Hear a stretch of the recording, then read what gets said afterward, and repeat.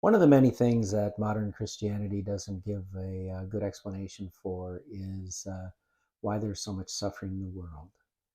When you think about it, Jesus, the only Son of God, suffered and died on the cross while his human mother looked upon him and watching him suffering, hanging on the cross. And some ask, well, why didn't God stop that? Well, obviously he didn't. And we have to think, why is it that he allowed his son to suffer on the cross? And why is it that he allows billions to suffer in the world? Suffer from hunger, from fear, from war, from sickness, from injury.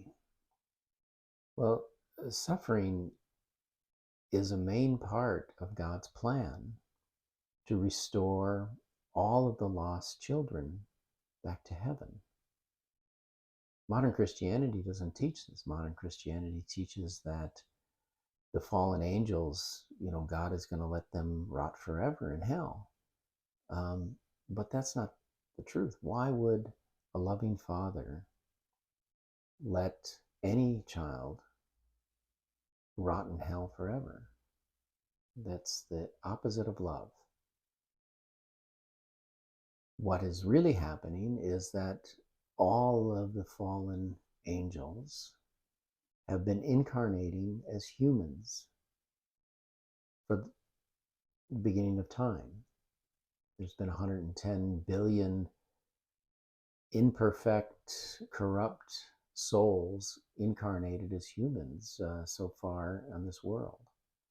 And that's how God is returning us to heaven through human life, through human suffering, and learning our virtues, relearning how to love each other, relearning how to love our enemies,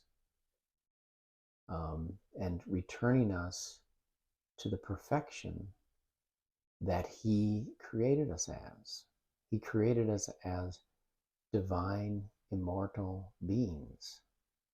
And through the fall, we lost our divinity. We lost our virtue. And it is only through becoming a human that we can regain that virtue and regain that divinity for our soul. Our body doesn't continue on, of course. It's just our body is our schoolhouse. It's where we learn our virtues. And unfortunately, the best way to learn virtue is through pain and suffering. So when we look at children suffering all around the world, we should try and learn something from that. That's why we're here, is to learn. How can we change the world so that we reduce suffering? How can we help people we don't even know? How can we help our enemies? How can we help our neighbors? That's what the suffering is for. We have to do something about it. So, unfortunately, Christianity doesn't teach this today. They, in their undertone, teach that all of our enemies and the non-Christians are going to burn forever in hell, like they think the fallen angels are burning forever in hell. I mean, that's not what Jesus taught. I'm sorry.